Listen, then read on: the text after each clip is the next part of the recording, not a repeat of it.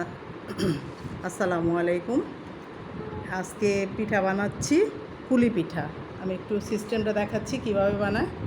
এই পিঠার আগেই আমি করে রাখছি, এই যে পিঠাটা ভিতরে যে খিসাটা দিব সে পুরটা আমি আগেই করে রাখছি, এবং ওটা গুড় দিয়ে আর হলো এই নারিকেল দিয়ে চালের গুঁড়ি দিয়ে করেছি।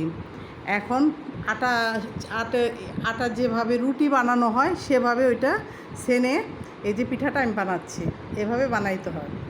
এভাবে দিয়ে আরও বেশ কিছু পিঠা বানাইছি। এখন এগুলো ভাপে দিব। এটা অনেক আগেকার দিনে মা, খালা, চাচিরা বানাতো। এখন তো সবাই এই পিঠা খায় না, মনে করেন ফাস্টফুড জাতীয় বাচ্চারা পছন্দ করে, পিঠা পছন্দ করে না। কিন্তু আমরা এখনও পিঠাটা খুব পছন্দ করি।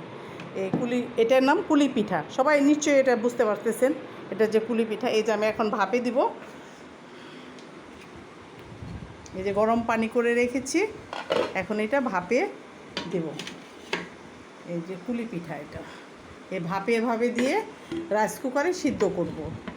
মোটামুটি আপনারা পুলি পিঠা সিস্টেমটা তো জানেনই। প্রথমে পিঠাটা করেছি, আটাটা ছেনে যেভাবে রুটি তৈরি করে ওইভাবে আটাটা ছেনেছি।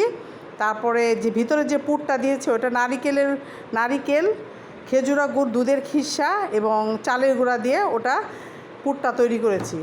তারপরে এখন আপনাদের তো বানিয়ে দেখালাম, এখন ওটা ভাপে সিদ্ধ হবে, বাকিটা পরে দেখাবো। ভালো থাকবেন, আল্লাহ হাফেজ, আসসালামু আলাইকুম।